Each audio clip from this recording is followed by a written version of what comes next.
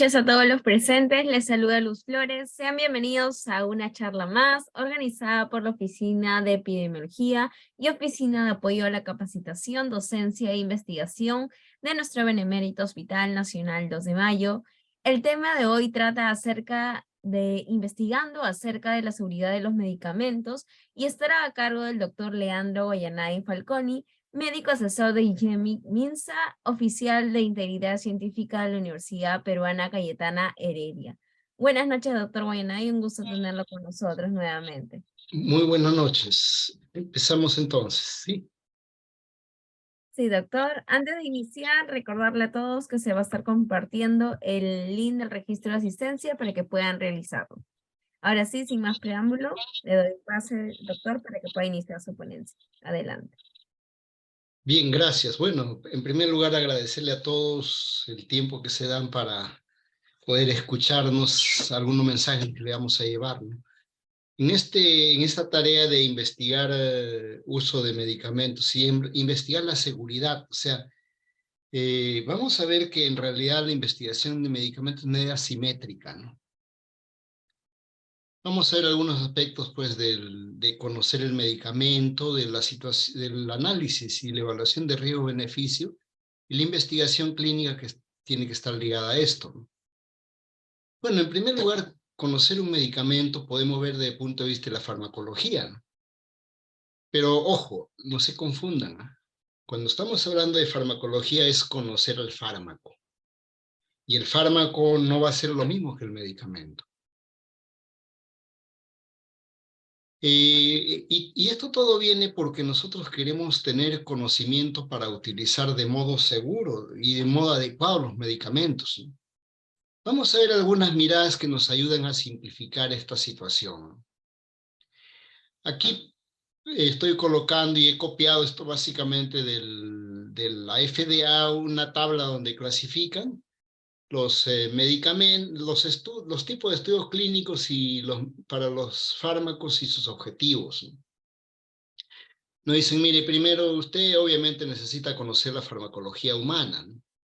¿Por qué? Porque de ese modo va a poder evaluar la tolerancia, va a definir el conocimiento de las cinéticas, ¿no? La farmacodinámica, farmacocinética, ¿no? También va a conocer el metabolismo, las interacciones que tienen, ¿no? Y de este modo tener una idea y estimar la actividad. Va a explorar qué indicaciones, qué usos puede tener este medicamento, ¿no? Y obviamente con esto le va a dar una buena cantidad de información para que usted pueda diseñar los estudios, para que pueda escoger los resultados de interés más importantes y la metodología.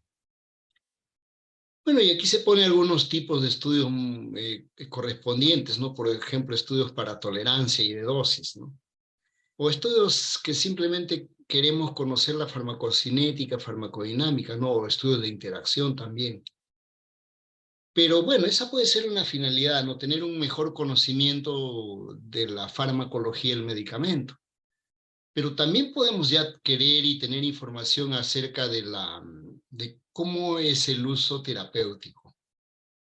Vamos a tener estudios que nos permiten explorar, ¿no? O sea, tener una idea de cuánto en verdad este medicamento va a servir para tratar una condición clínica, ¿no? Hoy ya más bien vamos a querer tener estudios que confirmen de una manera indudable qué utilidad tiene el medicamento. Y incluso después podemos tener estudios para ver cómo nos ha ido con los tratamientos, ¿no? Qué tal bien va, qué tal funciona el medicamento. Un poco menciono esto porque en realidad toda esa información muchas veces y todas esas investigaciones nosotros quisiéramos tener muchas veces, ¿no? Para poder conocer al medicamento y utilizarlo adecuadamente. Esto podríamos resumirlo, aquí tenemos colocado estos momentos de investigación y las famosas fases clínicas del desarrollo de un medicamento, ¿no? Fase 1, 2, 3, 4, ¿no? Y podríamos ahí de repente resumir, es lo mismo pero de un poco diferente, ¿no? ¿Qué necesitamos de un medicamento? Bueno, primero le vamos a llamar la fase química en el cual vamos a conocer cuál va a ser la diana, cómo es la molécula, cómo sería la molécula más adecuada. Incluso mucho de esto es desarrollado in vitro, ¿no? Ahora con estos modelos que se tienen, ¿no? Y se puede diseñar, dicen, entre 5.000 y 10.000 moléculas para tener 250 que pudieran tener una utilidad clínica, ¿no? Y de ello se va a hacer una investigación preclínica, básicamente en modelos animales, en tejidos, y de diversos modos para poder tener una mejor idea de cuán útil podría ser y también cuánto podrían afectar al humano, o sea, cuán dañino podrían ser, ¿no? Obviamente todo este tiempo de desarrollo preclínico se llama porque es desarrollo antes de que se utilicen en humanos, puede tardar tan rápido como 3 o tanto como 6 o más años en promedio, ¿no? Solo después de tener una buena cantidad de información que permita desarrollar una investigación en humanos, se va a pasar a la fase clínica, ¿no? Y obviamente previas a aprobaciones de los reguladores, etcétera, ¿no? Y vamos a tener los ensayos clínicos de fase 1, 2, 3, ¿no? Fase 1 es para, como hemos visto, para conocer un poco más de la seguridad y todos estos aspectos de farmacocinética, farmacodinámica, ¿no? Fase 2 para tener una idea de cuánta utilidad tienen y fase 3 para tener un estudio en el cual de una manera dura, indudable, hemos demostrado que es útil un medicamento para determinada indicación. Y usualmente con esto recibe la aprobación para venderse por los reguladores y viene la parte cuando ya se están comercializando. Si ustedes van viendo, dice aquí llegó un medicamento, ¿no? Entonces hay un número de candidatos, se llega a un medicamento en este momento. Todo esto lleva mucha investigación y todo esto lleva mucho gasto. Por ejemplo, aquí dice 1.000 millones de euros para desarrollar un medicamento. Tendría uno que tener aproximadamente. Obviamente todo esto es aproximado, ¿no? Desde luego. Y todo esto para ver algo, en realidad una transparencia bastante parecida, solo para ver aquí en la fase clínica, ya en la fase 1, es poco los individuos que se someten a investigación, ¿no? Aquí está puesto entre 10 y 100, usualmente no es más de 100 personas esta fase 1. La fase 2 es igual, ¿no? Usualmente son cientos de personas en las cuales logramos tener un indicio de cierta utilidad que va a tener el medicamento. Y la fase 3 pudiera tener un número mayor hasta miles de personas, pero a veces también no tanto, ¿no? Pero el medicamento se va a utilizar en un montón de personas, ¿no? No en esta. Sí, obviamente se va a ir conociendo poco a poco, ¿no? Esto solo para poder enfatizar estas fases 1, 2 y 3, fases clínicas de desarrollo del medicamento, ¿no? Pero también recuerden que este balance del beneficio potencial que trae, y por esto que un medicamento se puede volver un producto muy deseado, ¿no? Porque entendemos que nos va a ser útil para curar una condición que no la deseamos, para mejorar nuestra salud o para salvarnos, ¿no? Entonces, por eso va a volverse un producto muy deseado, ¿no? Para las personas, para la sociedad. Pero no vamos a poder liberarnos también del riesgo que trae al lado, del daño que viene al lado, ¿no? Ahora, ¿cómo conocer eso? Recuerden, y aquí traía un poco una ilustración de Paracelso, porque recuerden, de Paracelso se lee varias frases de estas, ¿no? Como en el medicamento, entre el veneno y el remedio, la diferencia es la dosis, lo decía, ¿no? Simplemente con el hecho de decirnos que un medicamento podía ser algo útil, un medicamento, un remedio, o podía matar, ¿no? Es un veneno, ¿no? Para enfatizar este hecho de estas dos miradas que se tiene al medicamento, ¿no? Y entonces, ¿cómo vamos a conocer al medicamento?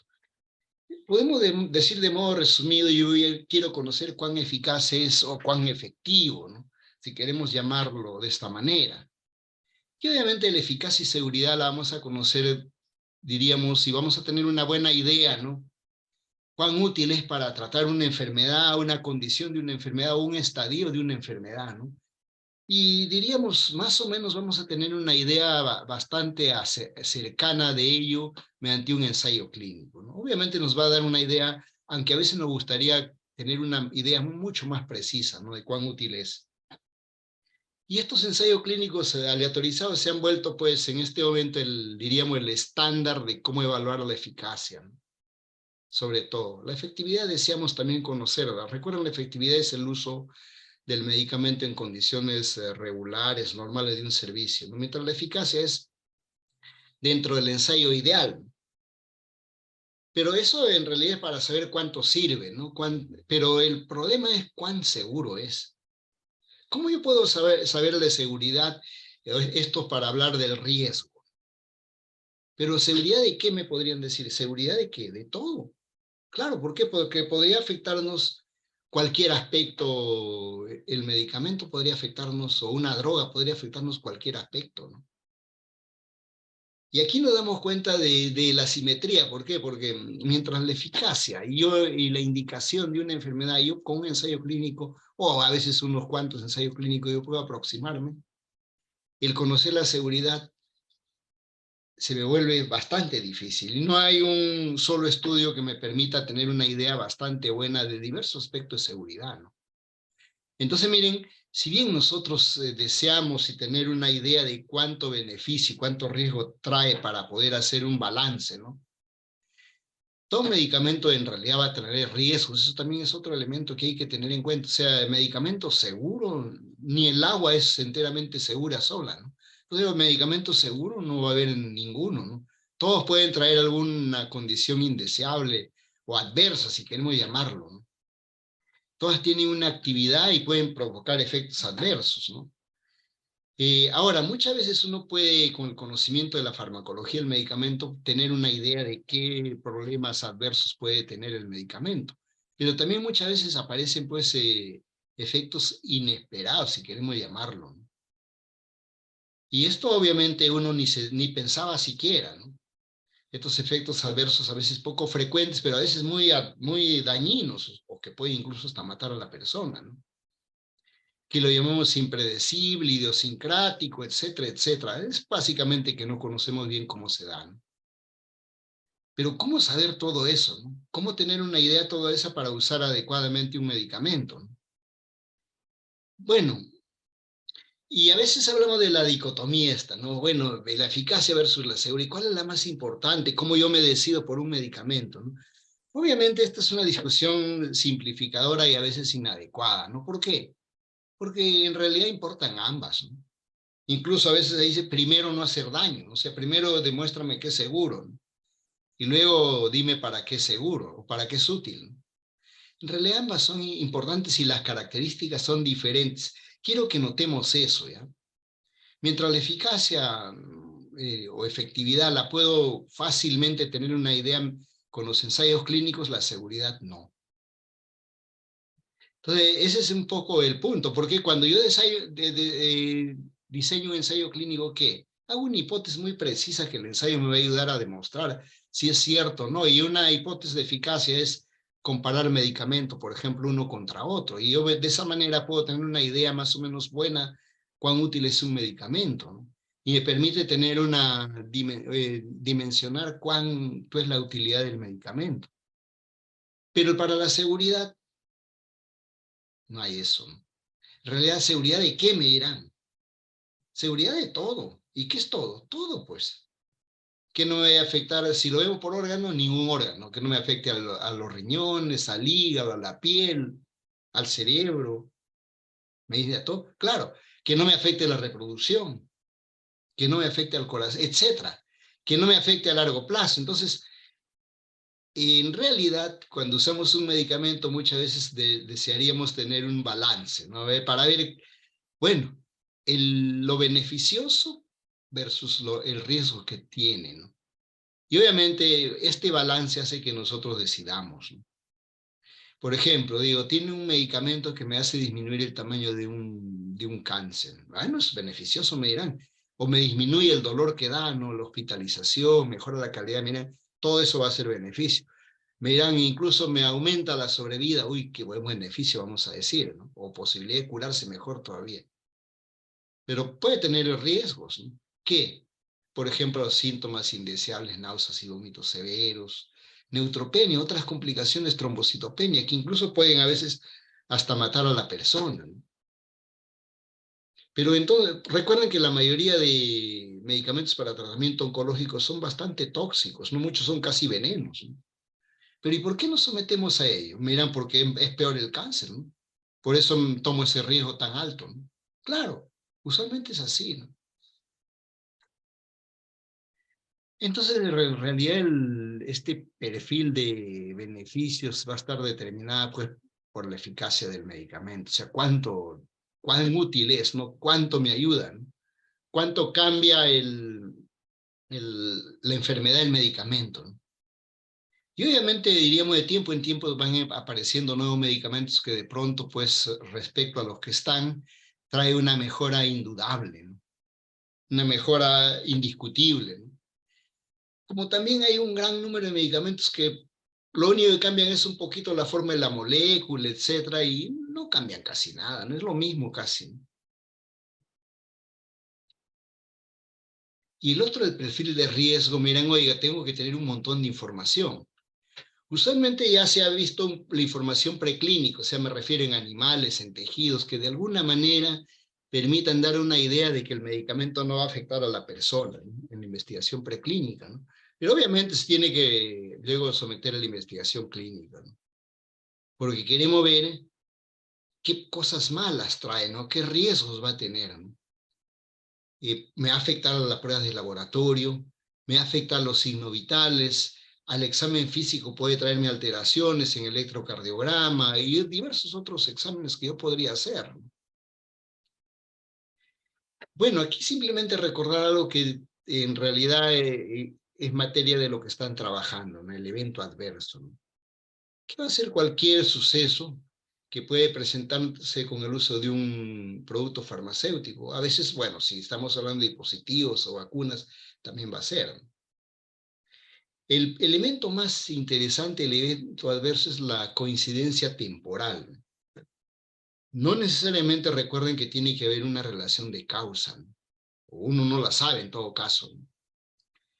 Pero al lado de esto está el otro concepto, el de reacción adversa al medicamento, en el cual se entiende que el medicamento es el causante de esta afección, de este daño, ¿no?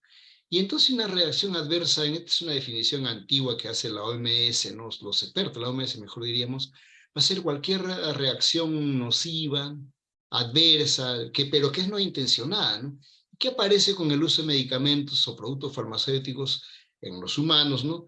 Que puede ser para profilaxia, para diagnóstico, para tratamiento, como la mayoría de veces, ¿no? O incluso para alterar una función fisiológica, ¿no? Pero que me produce algo que yo no quiero, ¿no? Algo adverso. Pero claro, él lo produce, ¿no? Entonces aquí hay una relación, sí, de causa, ¿no?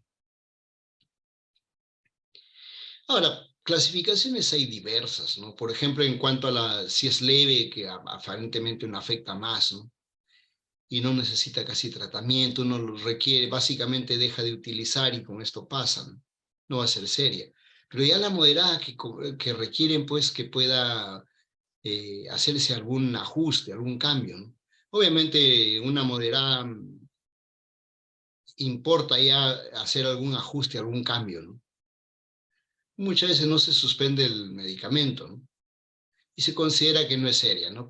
En cambio, las graves, obviamente las que ponen en peligro la vida, las que causan hospitalización, las que pueden causar invalidez, o que dan malformaciones en un recién nacido, o que pueden contribuir directo e indirectamente a la muerte de un paciente. Obviamente que esas, le diríamos que queremos conocerlas con mucho detalle, ¿no? En realidad, todo el conocimiento de todo lo malo que puede dar un medicamento sería necesario para utilizarlo adecuadamente, ¿no? Y como les comentaba, el conocer todo esto, todos estos aspectos adversos que puede dar un medicamento no se conoce mediante un solo ensayo clínico. Nos va a ayudar el ensayo clínico a tener idea de seguridad, pero no va a ser suficiente, como vamos a ver. Bueno, aquí está un poco alguna clasificación de estas de reacciones adversas que algún momento se clasificó de esta manera, ¿no? Ahora se utiliza poco.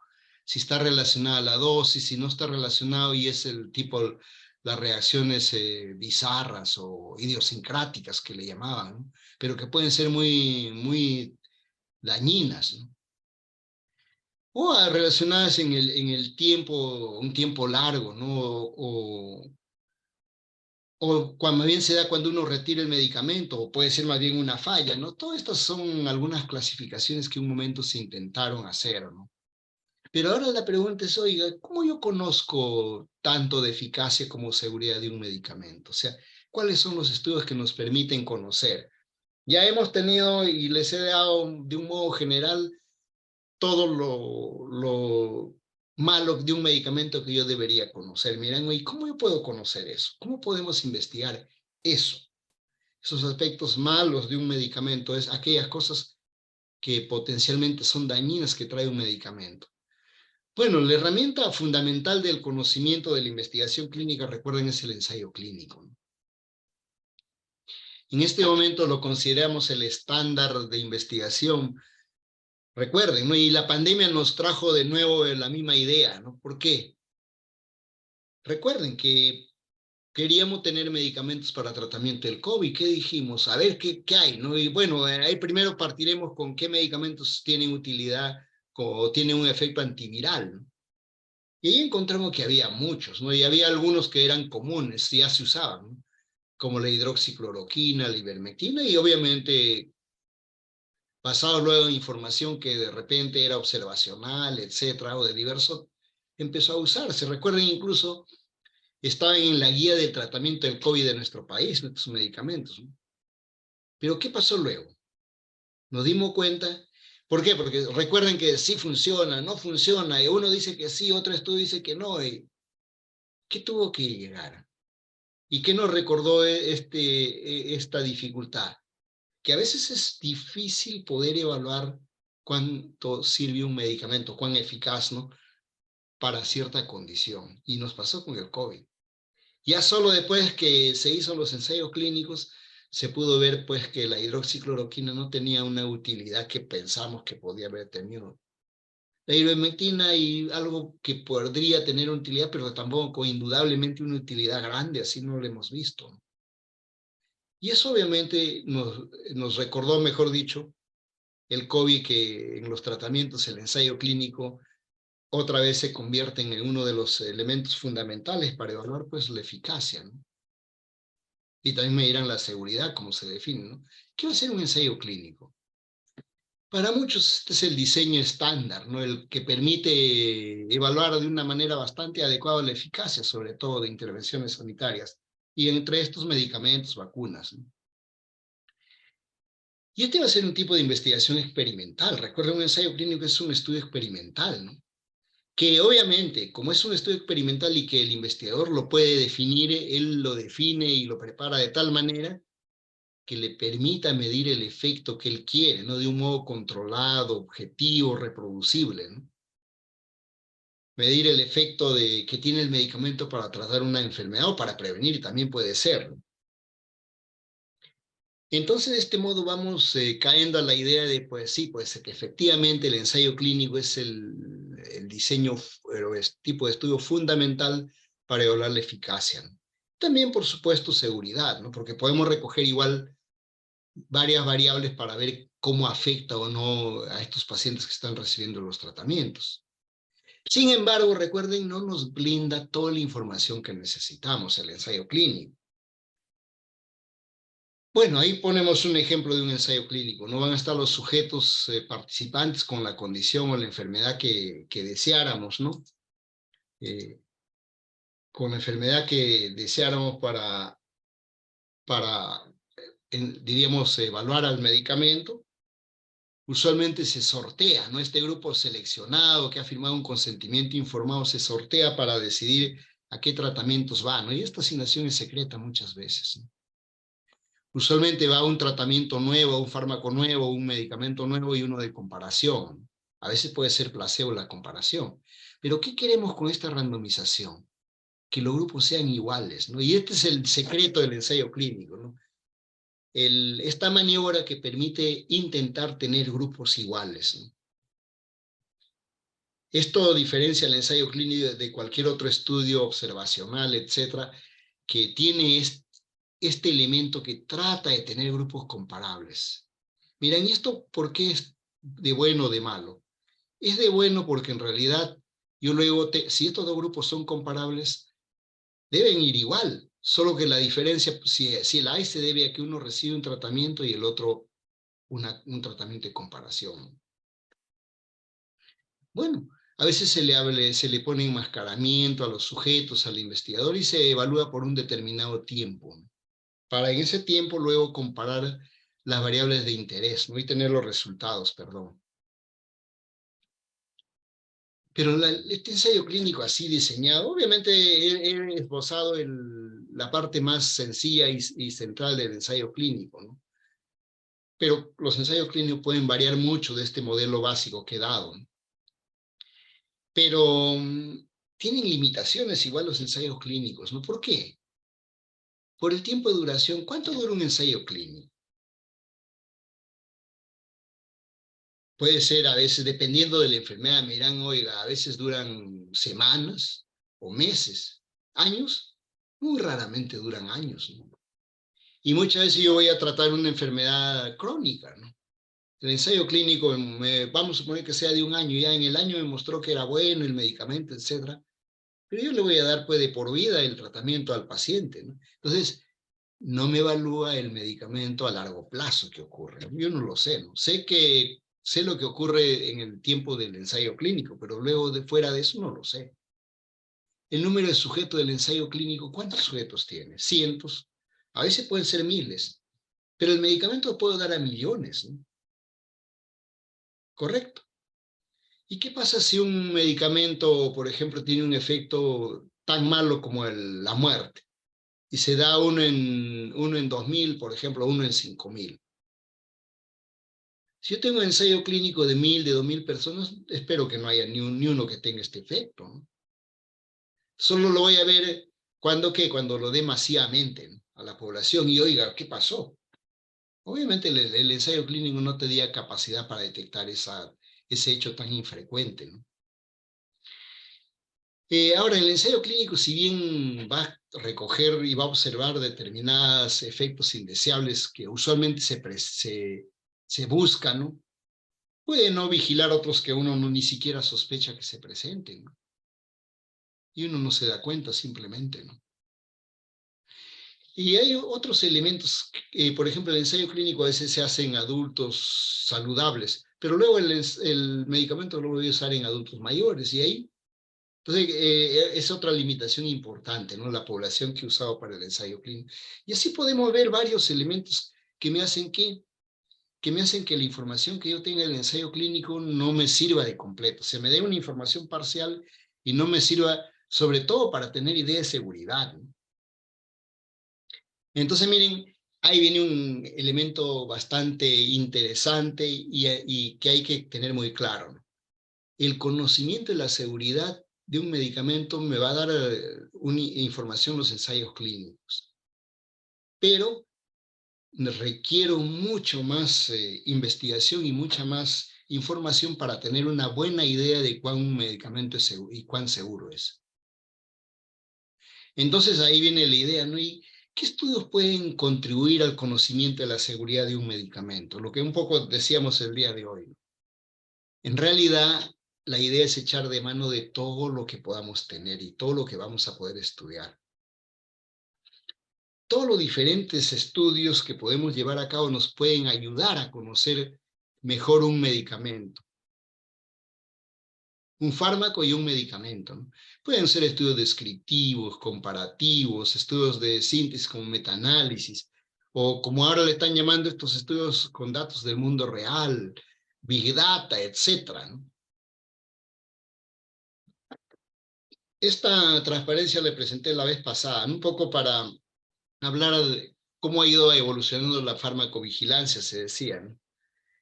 Bueno, recuerden que la primera manera de hacer la farmacovigilancia era con el reporte espontáneo, ¿no?, que todavía se sigue, no es que se haya dejado, pero ese es un primer punto, ¿no? El segundo punto era preparar estudios observacionales, ¿no?, que me ayuden a precisar mejor caso control, cohorte, ¿no? O en tercera generación, ya revisar estudios y hacer una revisión sistemática, ¿no?, para tener una buena idea de cómo se presenta o no se presenta cierto hecho indeseable con el medicamento, ¿no? Y ahora los que le están llamando de la cuarta generación, con esta famosa Big Data o los datos del mundo real, o sea, en realidad lo que pasa es que nuestros servicios de salud, nuestros sistemas colectan más información, Y si esa la podemos analizar, nos puede dar una idea adicional, ¿no? Para conocer mejor al medicamento. Bien, con esto les he traído una primera aproximación de qué tendríamos que hacer para estudiar un medicamento, ¿no? Vamos ahora a pasar a ver, bueno, y entonces, ¿cómo hacemos este tipo de estudios, ¿no? Y obviamente voy a hacer más énfasis en estudios que potencialmente podríamos nosotros hacer. No voy a dedicarme a revisar estudios que sean tremendamente engorrosos, elaborados, con data que no tenemos. Recuerden que hay países que tienen una data donde la historia clínica se tiene en todo lugar. En todo lado se atiende con la misma historia clínica y se recoge en una sola historia clínica de todos los pacientes de ese país. Yo podría usar ese sistema de información para recoger muchos datos y de ese modo tener una información adicional del uso de medicamentos y tanto de eficacia como de seguridad, ¿no? Pero obviamente no tenemos aquí, entonces yo haría mal en decir, eso vamos a hacer aquí, no tenemos ese tipo de información, ¿correcto? Vamos entonces a ver qué otros estudios podríamos tentativamente nosotros trabajar. Y vamos a empezar, probablemente esta información ya hayan visto en algunas presentaciones hechas previamente, ¿no? O algo parecido, ¿no? Vamos a ver en realidad, vamos a usar estos diseños de investigación para en estos diseños ir analizando y evaluando qué tipo de estos estudios podríamos nosotros hacer, ¿no? Cuando hablamos de diseño de estudios podemos hablar de diseños primarios, aquellos que directamente recogemos la información, y secundarios, aquellos como el metaanálisis, por ejemplo, ¿no? Los primarios podrían ser descriptivos, observacionales y experimentales para poder hacer alguna clasificación simple, ¿no? Y en estos descriptivos podríamos describir casos, serie de casos, hacer estudios correlacionales o estudios descriptivos poblacionales, ¿no? Como el de corte transversal, por ejemplo, ¿no? Y estos podrían ser útiles para conocer el medicamento y sobre todo la seguridad, no la eficacia, ¿no? Porque con descripción de un caso no voy a hablar de eficacia probablemente, aunque me puede dar indicios, como vamos a ver, ¿no? Eso también lo estoy trayendo para que vean que también puede ser útil, ¿no? O estudios observacionales como los estudios de casos y controles y cohortes, ¿no? Que obviamente se pudieran llevar a cabo, ¿no? O experimentales como los ensayos clínicos, ¿no? El ensayo clínico, el ensayo de campo, el ensayo. Obviamente no vamos a tratar estos hoy día porque el hacer ensayo clínico en nuestro medio y con medicamentos no es tan sencillo, ¿no? ¿Y por qué no es tan sencillo? Porque un ensayo clínico conlleva diversos hechos bastante dificultosos, ¿no? Y sobre todo de un costo importante, ¿no? Gran costo, y claro, el costo de llevar a cabo ensayo clínico es un costo importante, por eso que la mayoría de veces no vamos a hacer ensayos clínicos, sin tener en cuenta todos los elementos que la sociedad ahora ha impuesto al ensayo clínico, ¿no? Por ejemplo, oiga, si va a ser un ensayo clínico, primero tiene que haber diseñado un protocolo bastante bien hecho, ¿no? ¿Para qué? Para que un comité de ética lo apruebe. Si el comité de ética no lo aprueba, no va a poder hacer el ensayo clínico. Y mira, y ahí queda, no, ese ensayo clínico ya lo aprobó su comité y a su hospital le ha dicho que sí, pero ahí ya puede hacerlo. No, no puede hacerlo. Tiene que sacar la autorización del INS, ¿no? Que, claro, recuerden que un medicamento, hay un reglamento de ensayos clínicos en el Perú, como en todo el mundo sucede, ¿no? Que para que pueda yo hacer el ensayo clínico me tienen que autorizar, una autorización expresa del INS, ¿no? Si no, estaría fuera de ley, ¿no? Le decía un poco para que vean que en realidad entonces un ensayo clínico no va a ser algo que lo vamos a hacer, ¿no? Pero estudios observacionales sí podemos hacer diversos, ¿no? Y van a estar, diríamos, a nuestro alcance, ¿no? Bueno, y también hay ahora los estudios llamados secundarios, revisiones sistemáticas, metaanálisis, análisis, etcétera, que tentativamente podríamos hacerlos también. Pero vamos primero con los más sencillos, ¿no? La descripción del caso, la serie de casos. ¿Qué va a ser la descripción del caso o el reporte del caso? Un clínico, y clínico me estoy refiriendo a quien atiende pacientes, ¿no? Nota una condición de un paciente y lo describe. Miren, oye, deberían, si es un evento adverso, debería reportar en la hoja amarilla, claro, no debería reportar en la hoja amarilla. Pero muchas veces puede que lo haya hecho, pero además lo puede describir, ¿no? Y publicar, ¿no? ¿O no? Miren, oiga, pero ¿qué interés tiene que describe un caso? Sí puede tener interés. La descripción del caso, el reporte de caso va a ser una descripción detallada, minuciosa que realiza un clínico de una experiencia particular que tiene con un paciente. ¿Y por qué lo describe? Porque es un hecho inusual, por la rareza, por ahí, porque hay algo que le llamó la atención.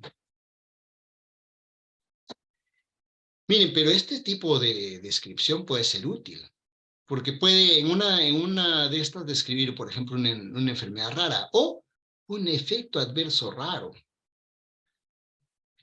Y dirían, miran, oiga, pero esa es la investigación del reporte de caso, la descripción de caso, eso debió quedarse en el siglo XX, en el XXI ya no debía hacerse. Más lejos de la realidad. No sé, ustedes miran las revistas actuales, incluso las más pintadas, como el New England, ya por ejemplo, tiene el caso de la semana, ¿y eso qué cosa es? La descripción de un caso, ¿no? O sea, todo se sigue haciendo la descripción de caso. Y son muy útiles, ¿no?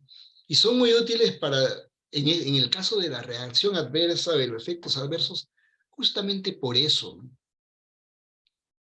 Me permite, por ejemplo, describir un cuadro clínico, una enfermedad o un efecto adverso raro, inusual, una presentación inusual, ¿no? Obviamente va a tener limitaciones como la subjetividad personal, los errores en medición, los sesgos diversos que podemos hacer como personas, ¿no? Y esto es una metodología débil y la experiencia limitada, pero eso no debe llevarnos a no pensar hacer un bonito estudio de este tipo, ¿no? Aquí le traigo algunos ejemplos con la intención de que vean de que una descripción de un caso puede ser útil, ¿no? Miren, oiga, ahí me está colocando un journal de Australia, ¿no? ¿Y eso qué cosa? Y de 1949, bien antiguo. ¿Y qué dice ahí? Sale de litio para el tratamiento de la excitación psicótica. Miren, oiga, pero ¿quién no sabe que el litio se usa para eso? Pero yo le pregunto, ¿antes de 1949 se sabía eso? En absoluto. Si bien el litio se descubrió y se empezó a usar para algunos pacientes para generar diuresis o eliminación del ácido úrico, y se usaba para la gota, por ejemplo, como tratamiento, no se sabía que era útil para tratamiento de problemas, diríamos, de afecciones psiquiátricas, por darle un término. No se sabía en absoluto. ¿Y qué pasó? Justamente aquí está la descripción de un caso de un médico que tiene un paciente con gota, ¿no? Pero que además estaba con un cuadro de un maníaco, ¿no? Excitado, ¿no? Y le dan el tratamiento con litio, por la gota, no por otra cosa, porque en ese tiempo se pensaba de que era útil para disminuir el ácido úrico.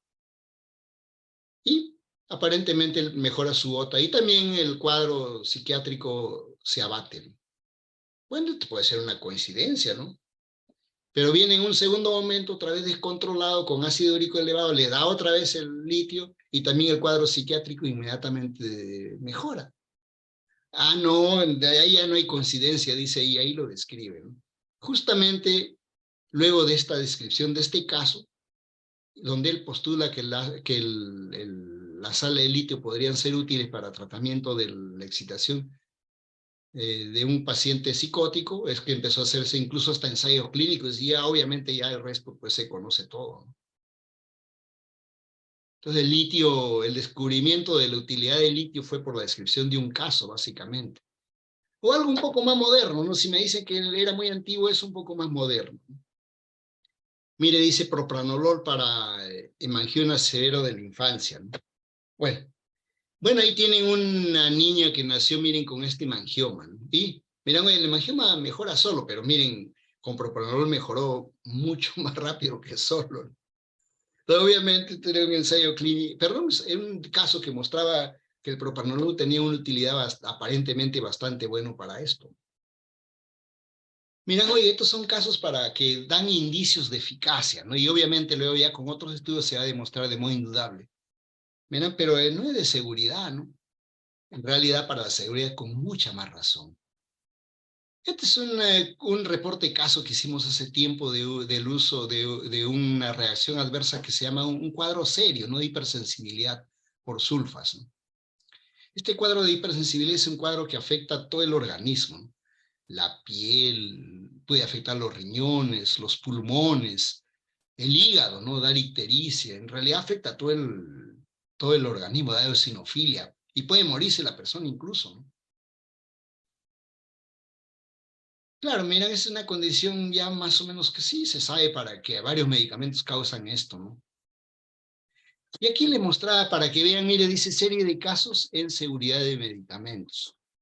Entonces, en realidad, hasta esto se ha revisado un poco cuánta utilidad tiene esta descripción de casos en la seguridad. ¿Por qué? Pero que muchas veces la descripción de un caso, de unos casos, ha sido el momento crucial para conocer algo, ¿no? Y ahí le voy a poner dos ejemplos, ¿no? El primero, un famoso síndrome de eosinofilia mialgia. Miran, ¿qué cosa es eso? Bueno, hay personas que de pronto desarrollan un cuadro de dolores musculares, fiebre, malestar general y eosinofilia. Y a eso le llamaron el síndrome de eosinofilia mialgia, ¿no? ¿Y qué causaba eso? No se sabía bien qué. Pero un médico norteamericano describe 3 casos, reporta, sí, no, 3 casos de síndrome de este síndrome de eosinemialgia que estaban recibiendo suplementos con el triptofano. Una vez que describe y lo publican, en la revista Llama, lo leen otros médicos y describen e inmediatamente le envían al CDC, pues, un número grande. O sea, no era que había 2, 3 casos, había un montón de casos con este cuadro, ¿no? Y obviamente le deciden hacer investigación ya de este problema, ¿no? Y hacen diversos estudios de casos y controles, lo cual le van documentando. En primer lugar, en un estudio de esos, estaba relacionado con el uso del L-triptofano. Pero la pregunta era, oiga, ¿por qué el L-triptofano siempre se ha usado como suplemento dietético y nunca ha causado eosinofilia mialgia? Sí, claro, esa era la pregunta, ¿no?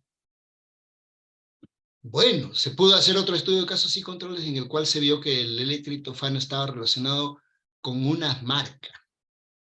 Ah, entonces no eran todos los no eran todos los L-triptofanos, sino de una marca. En realidad no era era un fabricante que tenía unas 3 marcas. Y oiga, ¿y estas 3 marcas qué tenían en común? Otro estudio se vio que, igual de casos y controles, de que estos productos de la marca que se habían hecho, los lotes con el triptofano que se importaba de Japón. Pero todo el L-triptofano se importaba de Japón, pero con un determinado lote de L-triptofano que se importó, con el principio activo, ¿no? Bueno, y cuando se vio a verificar este principio activo, este API, ¿no? Este principio activo del L-triptofano del Japón, que había hecho la fábrica que producía el triptofano, había cambiado el, la, había cambiado el bacilo que generaba el triptofano y también había cambiado métodos de purificación. Aparentemente había un contaminante que era el causante del triptofano. Todo esto se hizo mediante una serie de estudios de casos y controles, pero ¿cuál fue el primero? La descripción de los 3 casos. Otro ejemplo interesante que lo revisé y lo leí de una publicación igual de revistas norteamericanas fue el siguiente. Describieron y lo reportaron al CDC 3 casos de un cuadro de shock tóxico. ¿Miran shock tóxico? Sí, shock tóxico. Shock tóxico es una condición bien desfavorable, ¿no? Mala, ¿no? Claro, recuerden un cuadro causado por una toxina de una bacteria, ¿no? De estafilococo. Y es bastante dañino y puede morirse la persona con eso, ¿no? Es un cuadro de fiebre, enrojecimiento de la piel, incluso descamación de la piel, etcétera, ¿no? Y obviamente es un cuadro bastante delicado y complicado, ¿no? El shock tóxico. pero le enviaron 3 casos en el cual este shock tóxico había tenido repetición, o sea, varias veces. Entonces los investigadores del CDC empezaron a hacer una descripción, ¿no?, de qué cosas recibían estos pacientes cuando tenían el cuadro de shock tóxico. Y al revisar sus historias no encontraron en ninguna de ellas que tengan alguna infección en alguna parte por estafilococo. Entonces decían, oiga, pero ¿esta es una infección por estafilococo o no lo es? Quedaba la duda, ¿no? ¿Y qué más? En todas las veces que habían desarrollado el shock tóxico, estos pacientes estaban dentro de un cuadro viral, una infección respiratoria. Oiga, pero entonces están con una infección respiratoria. ¿Sería la consecuencia de la infección viral el cuadro de shock tóxico? No estaba descrito, ¿no? Pero ¿qué reciben en ese momento? Medicamentos. Entonces preguntaron por los medicamentos que habían recibido, eran diversos, ¿no?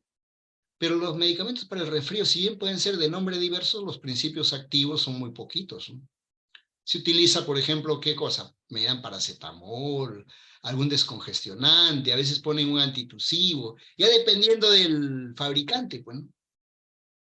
Claro, y eso hicieron, ¿no? Vieron a estos pacientes en cada vez que han tenido un shock tóxico, pudieron ir a buscar sus historias clínicas, etcétera, para ver qué medicamentos se habían recibido, ¿no? Y no se contentaron porque los medicamentos eran diversos, sino vieron en cada medicamento qué principios activos tenían. Y cuando se comparó qué principios activos estuvieron comunes cada vez que desarrollaron el shock tóxico, se vio que eran 3 nada más, ¿no? Un colorante, lactosa que se usa en las tabletas y pseudoefedrina. Entonces, al tener esto, estos médicos del CDC le propusieron hacer una experimentación, ¿no?, un reto, ¿no?, de darle estos a estos 3 pacientes. Los pacientes obviamente que aceptaron, porque iba a ser de modo controlado, y le dieron cada uno de estos elementos, ¿no? Primero el lactosa, ¿no? No les pasó nada, ¿no? Luego el colorante, tampoco les pasó nada, ¿no? Luego la pseudoefedrina, y los 3 tuvieron algo que parecía el shock tóxico, ¿no? Entonces era una reacción adversa a pseudoefedrina, ¿no?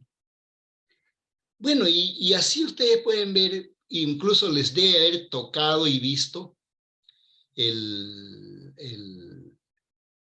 cuadros de este tipo. O sea, no me refiero de pseudoefedrina, sino situaciones parecidas. O han visto de repente una reacción adversa o algo que puede ser una reacción adversa y que uno ni siquiera lo pensaba, ¿no? Pero hay que hacerlos, ¿no? Y debía describirse, ¿no? Debía describirse, ¿no? Ese es el punto, ¿no? Que a veces no describimos, nos dan, no, bueno, no, a veces decimos primero, oye, pero un cuadro, describir un caso es un estudio muy bajo, ¿no? Y a veces le menospreciamos al estudio de este tipo, ¿no? No sirve para nada, ¿no? No es un ensayo clínico, no es un estudio observacional, no es controlado. No va a ser nada de eso, obviamente, ¿no? Pero si le estoy comentando estas situaciones en lo cual es el estudio descriptivo fue el elemento crucial, justamente es por eso. Porque el estudio descriptivo puede ser crucial para que uno, les puse primero casos en el cual había pensar en que podía tener un efecto beneficioso, pero también pueden ser útiles para poder empezar a entender un problema adverso. Un efecto indeseable, que uno ni siquiera se nos puede haber ocurrido. Ni siquiera se nos puede haber ocurrido. Ese es el otro punto, ¿no?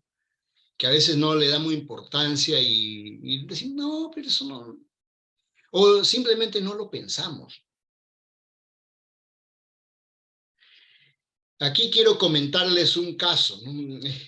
Teníamos hospitalizada una paciente con una celulitis orbitaria, ¿no?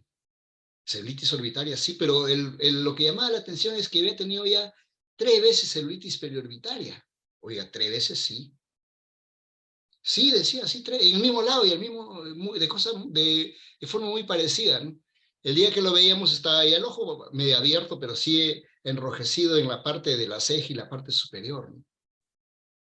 Y parecía que había habido una vesícula, ¿no? Oiga, sí, no, dijeron la vez pasada, igual había estado hospitalizada y tenía una vesícula, incluso le hicieron el estudio, decían, pensaron que podía ser un herpes, no había tenido herpes, ¿no? De la vesícula. qué raro. Y cuando uno mira la foto, porque ahora los pacientes se toman foto, ¿no? En realidad el centro era un centro medio violáceo con vesículas, pero tenía unos halos, que se notaba en esa foto mejor que lo que veíamos en ese momento al paciente. Oye, esto se parece a las erupciones fijas, ¿no? Claro, en ese momento uno dice, oye, esto se parece a las erupciones fijas por drogas, ¿no? Y ahí le preguntan, oye, ¿has tenido antes, cuántas veces? Y ya con detalle, ¿y qué recibías cada vez que te ha pasado? Cada vez que me ha pasado, claro, ¿no estás tomando? Y ahí la paciente se comentó que sí, ella sí sabía. ¿Sabía de qué sabía? Que cuando tomaba gabapentina le pasaba eso. Oiga, pero si tú sabes, ¿por qué no le dices a los médicos que cuando tomas gabapentina te aparece esto? Ah, me dijo lo siguiente. ¿Sabe qué? La primera vez yo no sabía, estaba tomando gabapentina, ¿por qué? Tomaba por un cuadro psiquiátrico, ¿no? Y que eso le caía muy bien, no podía dormir y algo más, pero que la gabapentina le caía perfecto para eso. Psiquiatra le había dado y le cayó perfecto. O sea, la primera vez que utilizó logró tomar, no recuerdo bien, entre 4 a 6 semanas. ¿Y por qué lo dejaste? Porque le dejó porque en realidad justamente le empezó a salir como una roncha, dijo, en la frente. Y lo dejó, ¿no? El psiquiatra le dijo que ya no tome, que tome otra cosa y lo deje. Pero la persona se había sentido muy bien con la gabapentina. Y tanto es que un tiempo después, como al sentir la molestia, decidió ella misma tomar de nuevo la gabapentina. Yo le digo, ¿y no te han preguntado, no le ha dicho a los médicos? Es que yo, ¿qué pensaba que esto va a ser por la gabapentina? ¿Pero te ha salido una segunda? Sí, le salió. Estuvo hospitalizada, todo, y no le preguntaste, no te dijeron. No sé, creo que sí, creo que no.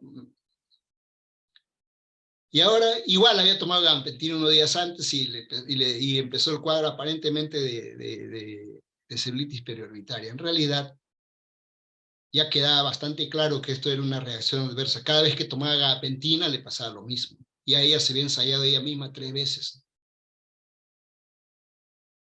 Vean, entonces el describir un caso puede ser muy útil. Puede servir porque a veces, como en el caso que le comentaba de la eosinofilia, uno me dice, oye, pero ¿para qué lo voy a hacer? Pero de repente alguien más está viendo eso en otro lado. Y de pronto al enterarse va a decir, pero yo también tengo lo mismo, ¿no? Yo también veo lo mismo. Entonces miren, la descripción del caso es útil en esa razón. Bueno, a veces uno hace más que un caso, ¿no? Una serie de casos. ¿Por qué? Porque tiene 2, 3 pacientes, ¿no? O unos cuantos, ¿no? Y obviamente la ventaja que tiene es que ya tiene más individuos, ¿no? Puede describir mejor las características, ¿no? Incluso de 3 individuos, 2 tuvieron tal cosa, etcétera. Puede hacer una mejor descripción y caracterización del problema, ¿no? Ahora, también los teóricos han hecho alguna división que dice que para que sea una serie de casos por lo menos deben tener 10 pacientes, ¿no? Yo no sé de dónde ha salido este número mágico de los 10, ¿no? Pero en realidad un caso es uno, ¿no? Y 2 casos son 2, pues ya es mira, hay 3, y a partir de cuánto le llamamos serie. Según algunos, a partir de 10, ¿no? Pero en realidad no importa el número, ¿no? Con tal que me ayuden a describir lo que necesitamos, yo creo que puede ser muy útil en ese aspecto. ¿Y qué utilidad tendría esta descripción de caso? Me permite describir novedades, ¿no? Cosas que no se saben.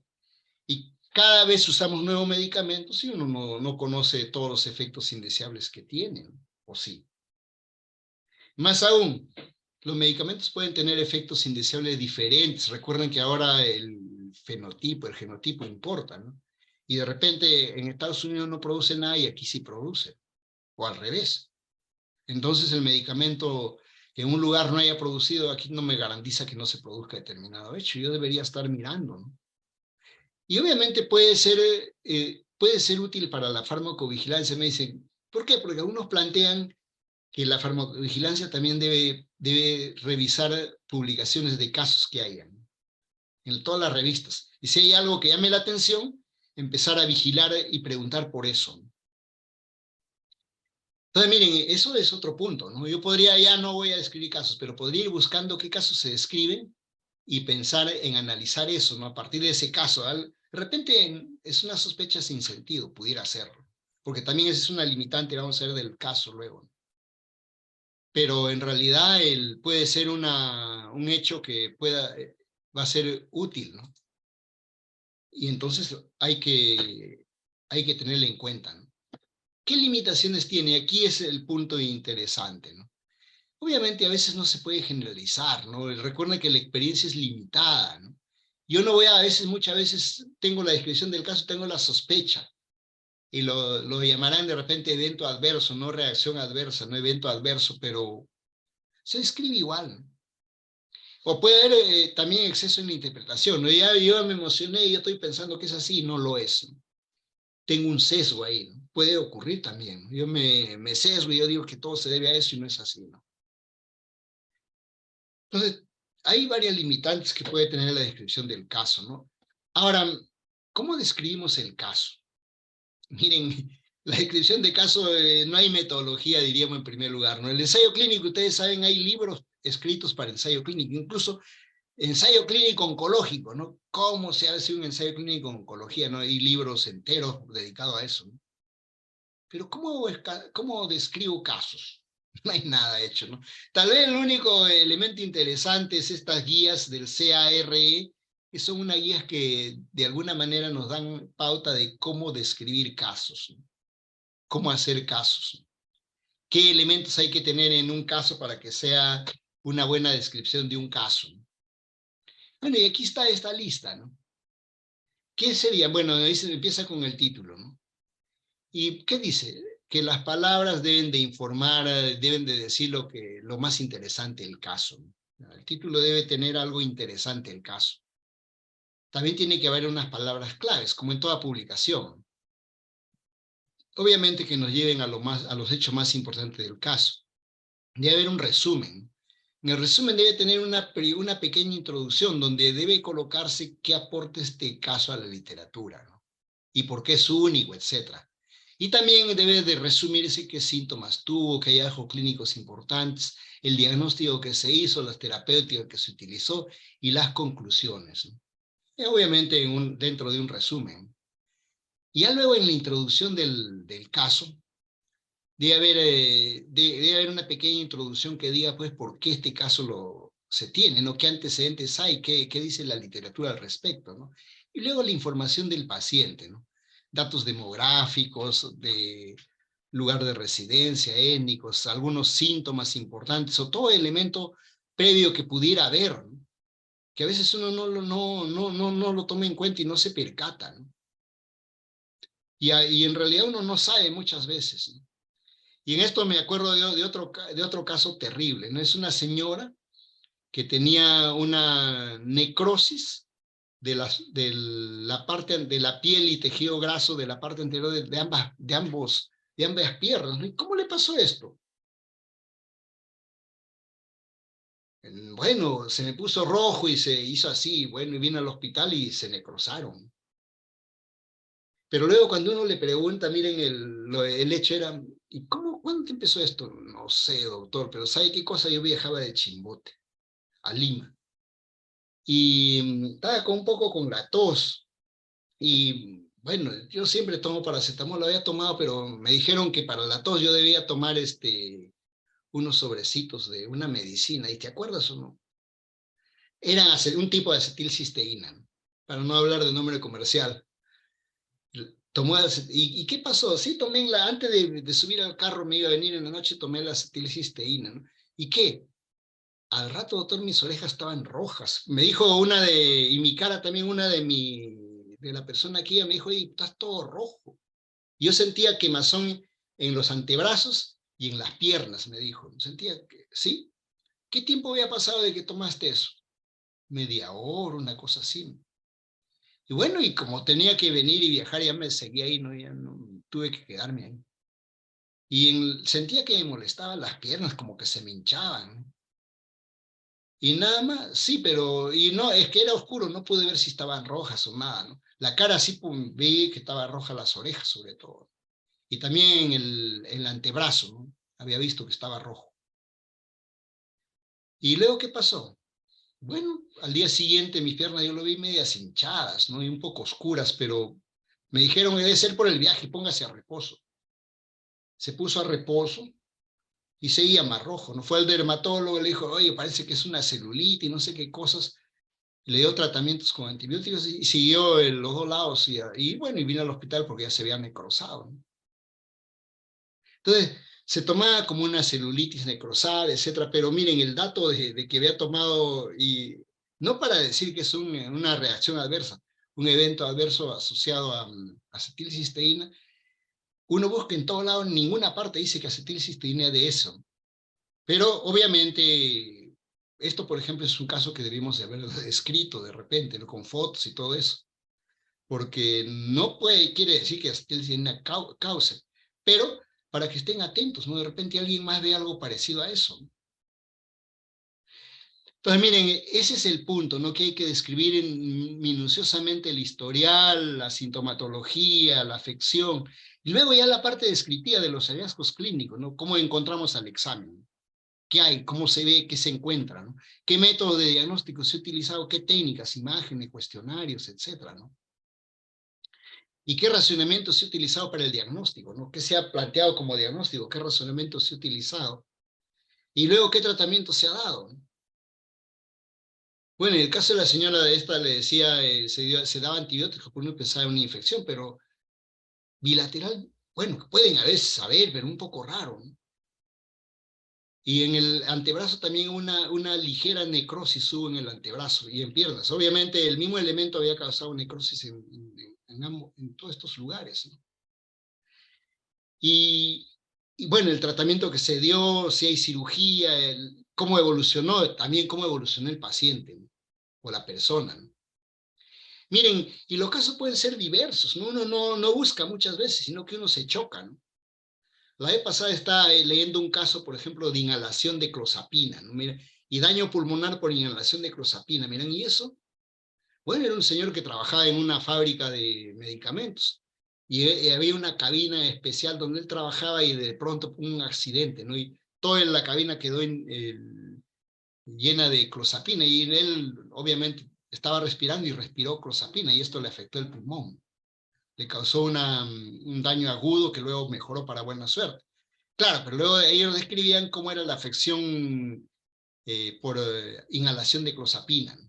Bueno, y así uno no busca, pero de pronto encuentra, ¿no? Y tiene esos, y lo describe obviamente como un caso, ¿no? Y también obviamente qué pasó, ¿no? ¿Qué sucedió, ¿no? A veces pueden ser hechos tan terribles y tan indeseables que uno no quisiera que pasen, que hubieran pasado, ¿no? Eh, por ejemplo, ¿no? Como quimioterapia del tipo intratecal se utiliza algunos medicamentos, ¿no? Algunos medicamentos, ¿no? Se utiliza para quimioterapia intratecal. Y si por error se pone otro, por ejemplo, vincristina, es terrible, ¿no? Va a producir un daño de toda la médula ósea y una parálisis ascendente progresiva que va a matar a la persona, ¿no? Y puede haberse dado por accidentes muchas veces, por ejemplo. Obviamente están descritos esos casos, ¿no? Así de terribles, ¿no? Y ahí la evolución es que desfavorable, siempre cuesta abajo, ¿no? Y obviamente se tiene que escribir esa cómo ha evolucionado, ¿no? Y finalmente una discusión, ¿no? Todo lo que uno puede obtener del caso, qué puntos fuertes hay, qué limitaciones tiene también, ¿no? Y qué hay de la literatura adicional que uno conoce, ¿no? Y tiene alguna conclusión, cómo justifica esta conclusión, ¿no? También los otros puntos son al paciente se le avisó, incluso si ha dado un consentimiento informado para publicar esto, ¿no? Que ahora se recomienda que debe ser así, ¿no? Bueno, estas son unas recomendaciones de cómo describir un caso, ¿no? Yo creo que un caso de reacción adversa, si tienen y lo describen, si tratan de hacerlo de esta manera, creo que sería bastante bueno, ¿no? Ahora, la descripción epidemiológica no es simplemente de individuos, ya es de grupos, ¿no? Y de describir poblaciones, grupos. ¿Y ahí qué puedo describir? ¿Cómo se da un problema ya en un grupo, Y obviamente puedo yo describir aspectos de problemas que se dan por medicamentos, ¿no? Me dirán, claro, ¿puedo describir en poblaciones? Claro, ¿no? Por ejemplo, usted podría describir cuánta gente utiliza benzodiazepínicos, ¿no? Y se automedica con benzodiazepínicos, ¿no? En nuestro medio hay una gran cantidad de personas, sobre todo adultos mayores, que se automedican con benzodiazepínicos. ¿Y eso puede ser útil? Claro, esa información puede ser útil, ¿no? Porque ¿cuántos de estos adultos mayores, por ejemplo, luego van a tener accidentes, caídas asociadas al benzodiazepínico? Y obviamente para eso se puede hacer un estudio transversal, ¿no? O sea, tomando una población para ver cómo en esa población se utiliza un medicamento, ¿no? Usualmente se va a hacer con una muestra, ¿no? Y en esta muestra se va a describir, ¿no? Obviamente para eso tengo que tener instrumentos adecuados, ¿no? Para poder hacer las descripciones, ¿no? En realidad este tipo de investigación lo hacemos muy poco, ¿no? Miran, oye, pero y tengo que ir a buscar a sus casas muchas veces, claro, ¿no? A sus casas, las personas, para tener, por ejemplo, un patrón de consumo de benzodiazepínicos y luego al lado de eso, qué cosas adversas podrían estar teniendo por eso, ¿no? Y no solo benzodiazepínicos, sino un montón de otros medicamentos, ¿no? Obviamente que puede hacer ese tipo de investigación. Les comento porque obviamente decimos, mira, pero eso no lo voy a hacer yo, no tengo que ir a la comunidad, pero bueno, puede uno intentar hacer, de repente no estoy en una ciudad, pero en un determinado, en una determinada localidad o determinación, ¿no? Geográfica que uno tenga, ¿no? Y obviamente ahí uno describe básicamente, son estudios descriptivos, pero de población, que ahí obviamente importa también conocer y describir, ¿no? En esto usualmente no vamos a pretender hacerlo desde el país, para eso tendría que hacerlo una institución que tenga los fondos y recursos, ¿no? Pero que podría hacerse en algún momento, ¿no? Estudios a nivel de la ciudad de uso de medicamentos tenemos, no tenemos, ¿no? En algunos países tienen. Y obviamente nos permite caracterizar y tener patrones de consumo, por ejemplo. Y ahí se puede también recoger información de hechos indeseables que pueden ocurrir, ¿no? Entonces nos puede ayudar también entonces a tener información de cómo se utiliza y información de seguridad, ¿no? Obviamente todos estos estudios se realizan simultáneamente, no hay seguimiento, ¿no? Y se puede describir patrones, ¿no? Patrón de consumo de benzodiazepínicos, por ejemplo. Ahora, no necesariamente van a ser benzodiazepínicos, estoy mencionando por un ejemplo, pero pueden ser diversos medicamentos que se usan, ¿no? O se usan incluso sin prescripción, o etcétera, ¿no? Para eso hay que describir primero los objetivos que uno tiene, y aquí sí hay que revisar y hay que precisar qué objetivo yo tendría para eso, ¿no? La población seleccionar, hacer un diseño muestral, tener los instrumentos que me permitan medir lo que yo quiero recoger, ¿no? Y obviamente va a haber un trabajo de campo interesante para esto, ¿no? Pero puede ser un tipo de estudio descriptivo que podríamos hacerlo en realidad. Estoy simplemente mencionando por lo que le dije al inicio, ¿no? Dar una idea de qué estudios podríamos hacer nosotros, ¿no? ¿Qué estudios podríamos nosotros llevar a cabo en nuestro medio? Correcto. ¿Y qué vamos a obtener? Frecuencias, prevalencias, ¿no? Patrones de cómo se utiliza y patrones de cómo se da ciertos hechos en estas poblaciones que utilizan estos medicamentos, ¿no? Aquí no hay latencia, son relativamente económicos frente a otros estudios que son mucho más caros, por ejemplo, un ensayo clínico, ¿no? Obviamente no hay seguimiento ni pérdidas para eso, solo en un momento determinamos, ¿no? Y puede ser el primer paso para establecer luego otros estudios más minuciosos, más detallados, ¿no? Obviamente tienen cierta debilidad estos estudios, por ejemplo, establecer relaciones de causales no se van a dar muchas veces, pero sí me permite tener patrones, ¿no? Ahora, para enfermedades o condiciones muy poco frecuentes tampoco no la puedo utilizar, ¿no? No me va a ser útil para eso, ¿no? Pero también se pueden hacer estos famosos estudios correlacionales, ¿no? Otro tipo de estudios que se pueden hacer. ¿Cómo es un estudio correlacional? Vamos a seguir en el tiempo y ver cómo correlacionan dos hechos o dos variables, ¿no? O diríamos seguir también en la distribución espacial, ¿no? ¿Cómo es este estudio correlacional?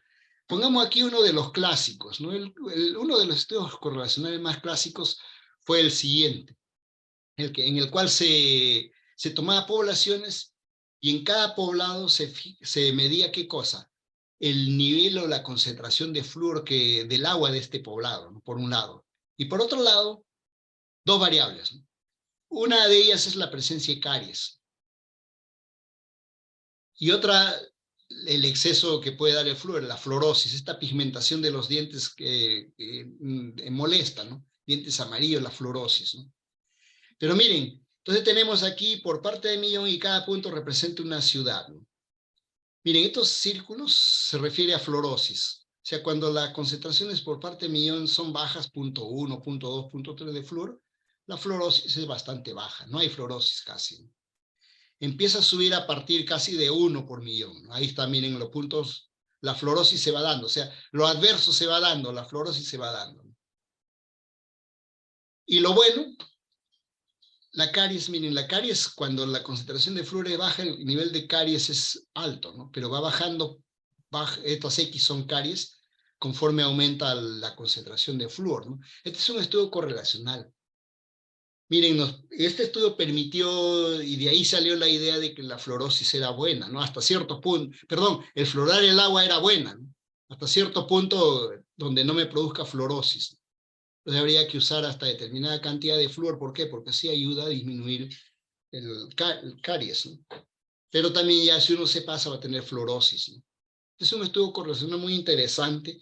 Miran, oiga, pero ese de flúor, etcétera, y eso ni lo vemos como medicamento. No, le ponía para dar una idea y que es un estudio clásico. Claro, en esto uno mire el coeficiente de correlación, ¿no? Pero muchas veces lo podemos hacer ya no en el espacio, o sea, porque cada punto era en una ciudad del espacio, sino en el tiempo. Miren, en el tiempo, claro, ¿no? ¿Y cómo en el tiempo? Usted lo puede hacer en su hospital, ¿no? ¿Cómo? Por ejemplo, pudiera evaluar la cantidad de un tipo de medicamento que se usa en la UCI, ¿no? Cuánto se va utilizando, ¿no? Determinado medicamento. ¿Y qué voy a ver? La resistencia. Mire, por ejemplo, aquí había un estudio para ver la resistencia de antimicrobianos y el uso de ellos, ¿no? O sea, cómo se va dando, ¿no? Y ahí uno puede ir viendo que siempre el uso precede a la aparición de resistencia, ¿no? En el tiempo, cómo se va dando. Es un estudio de serie temporal, ¿no? Y uno lo puede recoger datos de donde, de laboratorio, ahí puede ver también, bueno, la farmacia y dispensación tienen los datos de cuánto van entregando a UCI, ¿no? Y de los pacientes que se van teniendo, entonces se puede tener todos los datos, ¿no? ¿Qué ventajas tiene esto? Es información que podemos tener, que podemos, ya a veces incluso existe, ¿no? Y la podemos utilizar. Y de ese modo podemos mirar este hecho, ¿no? Y ver si hay cierta relación o no la hay simplemente, ¿no? ¿Qué desventajas? Obviamente este es un estudio en realidad bastante débil por diversos hechos. La información a veces no es sólida, consistente, ¿no? Hay otro hecho más, ¿no? Muchas veces no se toma la persona, sino se toma grupo de personas, entonces también esto diluye el estudio, ¿no? Pero bueno, son desventajas como tiene todo diseño, ¿no? Tienen siempre ventajas y desventajas, ¿no? Bien, con esto les traía algunos modelos y finalmente le voy a presentar algo que nos ocurrió y lo estudiamos, ¿no? Para que podríamos ver entonces una aplicación tal vez de algo que nos ocurrió, ¿no? Y lo estamos poniendo de un modo un poco diferente. Te sorprende un brote de qué? De reacciones adversas, ¿no? Ese es el punto, ¿no? Oiga, claro, ¿no? Cualquier cosa que aparece abruptamente y más de la cuenta es un brote, ¿no? Desde el punto de vista epidemiológico, ¿no? Y puede ser de qué cosa, de una reacción adversa tan rara como distonía aguda, ¿no? Miren, oye, ¿qué cosa es eso de la distonía aguda? Recuerden que los pacientes que utilizan medicamentos antipsicóticos, haloperidol o los fenotiazínicos, ¿qué hacen? Tienen distonía. ¿Y qué es distonía? No en todos, ¿no? Pues como efecto adverso se presenta esta torsión de la boca, los ojos, ¿no? Tiene un movimiento de torsión involuntario, tiene una distonía aguda. O sea, eso se produce cuando se utiliza antipsicóticos. Obviamente no se den en todos los pacientes, pero se den algunos de ellos, ¿no? Y ya los psiquiatras saben, ¿no? Incluso le dan viperideno para contrarrestar este efecto, ¿no? Y diríamos es algo esperable esta distonía, ¿no? Pero ¿qué nos pasó? Bueno, esta era la historia clínica de un paciente en el cual se describía un síndrome de contractura, dice, ¿no? Miren, este es del año 96, no se nota muy bien aquí, del año 96, del Hospital Cayetano Heredia, ¿no? Un cuadro de distonía aguda, sí, ¿y esa qué cosa es? Esa contractura que les digo, pues. Un caso, miran, ya es un caso, ¿no? De distonía. Y miran, ¿y por qué se hospitalizó? Si usualmente va a la emergencia, le ponen el viperideno, y bueno, le observan un tiempo y después se va a su casa, ¿no? Y se acabó el problema, ¿no? No, pero en este señor le pusieron el viperideno y al rato, una media hora, que mientras observaban, le regresó el cuadro, ¿no? Y tuvieron que ponerle otra vez viperideno y dijeron, no, mejor se hospitaliza porque obviamente no va a estar viniendo. Pero el problema, ¿y cuál era el hecho más crucial? Que no tomaba ningún antipsicótico, ¿no? Oye, pero ¿cómo si no toma antipsicóticos, cómo va a tener el cuadro de distonía aguda? Bueno, no sé, pues, pero funcionaba como una distonía aguda que obviamente el viperideno le ayudaba y se hospitalizó. Y te ha puesto aquí como su síndrome de contractura, porque era en realidad la torsión muscular, pues, ¿no? Así lo catalogaron. Pero ¿cuál es el hecho? Que cuando estaba el paciente, se preguntó en otra de las salas si había uno parecido, ¿no? Y sí, tenía otro paciente igualito, otra paciente, la dama, ¿no? Hospitalizada muy similar. Y se preguntó a la emergencia si habían visto. Sí habían visto otro que había estado hospitalizado en la tarde y ya todo un día en la tarde le dieron de alta, ¿no? O sea, eran 3 pacientes, ¿no? ¿Con lo mismo? Sí, con lo mismo. ¿Y qué me antipsicótico? Ningún antipsicótico, ¿no? Oiga, sin antipsicóticos, ¿cómo va a ser? Entonces tenía un caso de distonía aguda que aparentemente no sea el tratamiento convencional con viperideno. Era un paciente joven de 23 años con distonía aguda, ¿no? Y por eso lo hospitalizaron. Todo el resto de estudios se le había hecho varios negativos, ¿no? Y como le decía, había 2 casos más, ¿no? Y este es un brote, obviamente, una enfermedad que no existe y si se presenta y unos cuantos casos se va a llamar un brote, ¿no? No le vamos a llamar epidemia, pero se va a llamar un brote. Pero ¿cuál era lo interesante? No recibían ningún fenotiazínico, ni antipsicóticos, ni antieméticos, que también a veces producen esto, ¿no? ¿Y cuál era el diagnóstico? Bueno, un cuadro de distonía aguda. ¿Pero qué más tenían estos pacientes? Un cuadro de una infección respiratoria, ¿no? Un resfrío, ¿no? Están en resfrío y dentro del resfrío le aparece la distonía. Oiga, entonces no será un cuadro infeccioso, se pensaba así, ¿no? Obviamente era una condición desconocida, ¿no? ¿Qué hacer? Tratar de investigar, ahí viene el punto, ¿no? Ver la gente que esté interesada en poder documentar y tener más información. Y había que definir el caso, ¿no? Un paciente es previamente sano y que tiene el cuadro abruptamente de distonía, ¿no? Y no ha tomado ni un medicamento, ese era el caso, ¿no? Y bueno, también podría pensarse que tiene infección o no respiratoria, eso no era concluyente, ¿no? Y así se fue juntando desde el 96 hasta el 97, 22 casos. Obviamente que eran adultos muy parecidos, jóvenes, pero ahí vino el hecho, ¿no? Había que buscar muestras, se preguntaba por todo, ¿no? ¿Qué le podía haber causado esto? No se encontraba ni una explicación, ¿no? Se buscó información de distonía por fármacos, de movimientos, nada. Se le buscó tóxicos y nos decía, miren, como aquí dice aquí, fenotiazínicos, o parecía un fenotiazínico. ¿Ser un fenotiazínico realmente? El paciente decía que no había tomado, ¿no? Había que colectar muestras, buscar información, y que se tenía una sospecha del lincocin. ¿Por qué? Porque estos pacientes venían con cuadro respiratorio, y obviamente con un cuadro respiratorio agudo que uno toma. Los medicamentos para el resfrío me dirán, sí, claro. Pero todos estos tomaban, en ese momento estaba de moda usar lincocin. Y miren, este es el medicamento que trajo uno de ellos, ¿no? No sé si lo pueden ver, aquí hay un logo UO 500, ¿no? Y aquí también UO 500. Y aquí, miren, aquí, este era el lincocin que cuando se fue a la farmacia a buscar, tenía la farmacia y decía Avion, porque Avion era el fabricante, ¿no? 500. Oiga, miren, pero este es diferente a esto, sí, es diferente. ¿Qué más? Este es uno de los del medicamento que trajo el paciente, donde uno se ve que han cortado aquí en un blister a 2 filas aparentemente, y en cambio este es uno de la farmacia, que es una sola fila, ya son diferentes.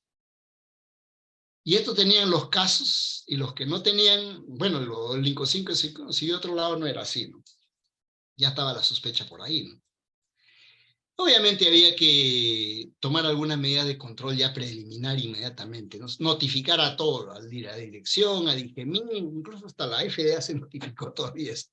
Alerta sanitaria, DIGEMIN, aquí están los oficios que se envió a la dirección, a la DIGEMI con esta información, ¿no? El laboratorio también decía que sí, ya habían encontrado eso, ¿no? Y había que hacer estudios, ¿no? Se trató de hacer un estudio de casos y controles comparando los casos, o sea, individuos que tenían distonía contra individuos que no tenían, y se vio obviamente que todos tomaban lincosí, mientras los controles, o sea, individuo que venía sano, no, ni uno tomaba lincosí, casi de cuenta, ¿no? Solo uno de ellos que aparentemente eran. Y luego incluso se vio que este lincosín de los que se pudo documentar tenía ese tipo que hemos mencionado, ese logo, ¿no? Obviamente con esto se tenía que hacer controles adicionales, ¿no? Se pidió a Digemit que vaya a pesquisar el lugar donde había comprado el paciente el medicamento. Cuando ella de inicio no encontraba nada, pero luego quedamos en que cada paciente nuevo que llegaba, inmediatamente en ese momento se preguntaba en qué farmacia o botica compró, y Digemit en ese momento se constituía al lugar, ¿no? Y en poco tiempo pudieron tener un número bastante abultado de este medicamento, que era un medicamento ya hay para eso falsificado, ¿no? Se hizo control de calidad, y ¿qué tenía este medicamento? En realidad no tenía lincomicina, tenía 500 miligramos de metropropamida. La metropropamida, si uno, es un medicamento que se usa para molestias digestivas, ¿no? ¿Y cuánto es la dosis? 10 miligramos, ¿no? Las tabletas son de 10 miligramos, ¿no? ¿Y 500 qué produce cuando uno ve en el libro de farmacología? Justamente la distonía aguda, el dolor abdominal, diarrea, incluso que algunos de los pacientes tenían, ¿no? Y obviamente entonces se trataba de ¿qué cosa? Un cuadro, un brote era toxicidad por metropropamida, intoxicación por metropropamida, que es un medicamento falsificado que debería haber tenido lincomicina, ¿no? Bueno, esta es la alerta sanitaria que emitió Digemit en el año 97, y estaban las características de cada uno de estos para que puedan distinguir, etcétera, ¿no? Y había que difundir a las autoridades, pero a pesar de todo esto, seguían llegando casos, ¿no? Y ahora bien, entonces, ya esto tenía que funcionar como control de un brote, ¿no? También se reportó en una publicación, en uno de los congresos se envió información, y obviamente la vigilancia, ¿no? ¿Qué caso nuevo? Y ver cómo uno hace para que ya no haya más casos, ¿no? Seguían llegando casos a pesar de que se difundió, Digemid y el laboratorio difundieron, seguían llegando unos cuantos casos, ¿no? Entonces había que hacer una medida diferente de control, ¿no? Un control masivo, ¿ok? Esta es una información en cual se va a comunicar a la prensa, ¿no?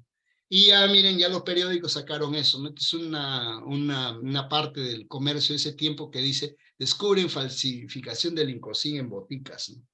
Y ahí está, para que vean, el Hugo 500 del falsificado y el otro, el no falsificado, ¿no? Y también este es el periódico de ese tiempo, El Sol, que no se sabe cuánto licosín falso había, igual en la radio, en la televisión, ¿no? Y obviamente con esto hizo que, además diciendo de a quien le encuentren esto, farmacia botica, le iban a sancionar muy drásticamente, desapareció esta epidemia. Obviamente pasó hasta el Congreso. Miren, está aquí una sesión del Congreso donde los industriales se quejan de que la falsificación, de que la alteración, etcétera, etcétera, ¿no? A la FARC, etcétera, se quejan de eso, ¿no? Bien, lo traía como un hecho, como un ejemplo en el cual se hizo un estudio que permitió conocer y pasar. Miren, oiga, pero esa es una falsificación. Justamente también por eso lo traigo. Porque recuerden, el medicamento, les había dicho de inicio, es diferente del fármaco, ¿no? El fármaco es el que está descrito en el libro, ¿no? El medicamento es el que usted le prescribe a su paciente toma, ¿no? Que puede haber distancias, ¿no? Puede no ser lo mismo. Ese es el otro punto. Y porque recuerden que en el medicamento puede cambiar de lote, puede haber un error y de pronto en vez del principio activo se pone otro. ¿Qué ha pasado, no? Muchas veces, ¿no? Errores. ¿Y eso cómo uno se da cuenta? Igual la vigilancia, la farmacovigilancia y la notificación pueden ayudar a rápidamente encontrar ese problema, ¿no? Estas son las razones por las cuales les recomendamos que deban y tengan que notificar, ¿no? Tengan que incluso describir y publicar sus casos, ¿no? ¿Correcto? Bien, vamos a llegar hasta aquí.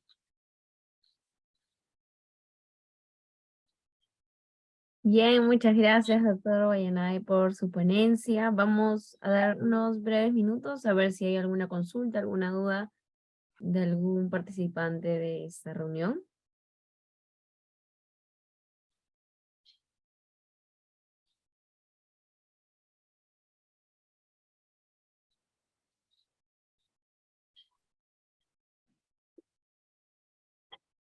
Doctor Guayanay, Sí, ¿me escucha? sí, buenas noches. Buenas noches, doctor Guayanay. Muchas gracias por su presentación. Fue bastante informativa y agradezco la invitación también.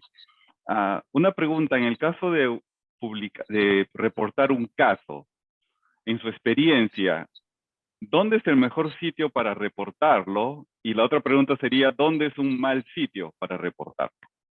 Bien, bueno, en primer lugar, las notificaciones todas deben hacerse, pero para publicar, ahí en realidad, mire, importaría las revistas que tienen más llegada. O los medios que puedan, no solo revistas, los medios que puedan tener mayor difusión en realidad. Y ahora, me dirán, oiga, muchas veces incluso podría ser en estos medios masivos de difusión. ¿Por qué? Porque se trata de que conozca la mayor cantidad de personas, en realidad. Y en el ejemplo que tuvimos de esto era que solo con el conocimiento masivo, este problema se controló, o sea, sirvió para control del brote, incluso este punto, ¿no? La difusión masiva. Obviamente eso iba fuera del ámbito académico, intelectual, ¿no? Que uno usualmente a veces prefiere y busca estas publicaciones para, valga la redundancia, publicar el caso, ¿no? Pero yo le diría, mire, en realidad, cuando hace un caso, cuando uno no está, obviamente, y muchas veces seguro, debe ser en una revista que pueda llegar a un público grande, sobre todo el público que va más frecuentemente a utilizar esto. Por ejemplo, si fuera un producto que utilizan dermatólogos, yo le pediría que lo publique ahí, ¿no? En los lugares donde quien pueda ver, donde quien pueda anotar, pueda leer pronto lo que usted ha publicado.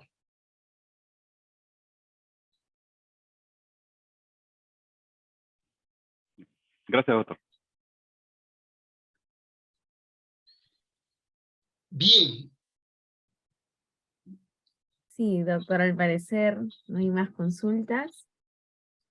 Muchas gracias, doctor, por su ponencia, una vez más, brindando información tan importante para la investigación científica, no y médica en este caso. Muchas gracias, doctor. Esperamos contar con su participación en una próxima oportunidad y nos pueda seguir brindando de más información tan relevante. Gracias. Buenas Muchas noches. gracias. Gracias, doctor. Buenas noches con todos.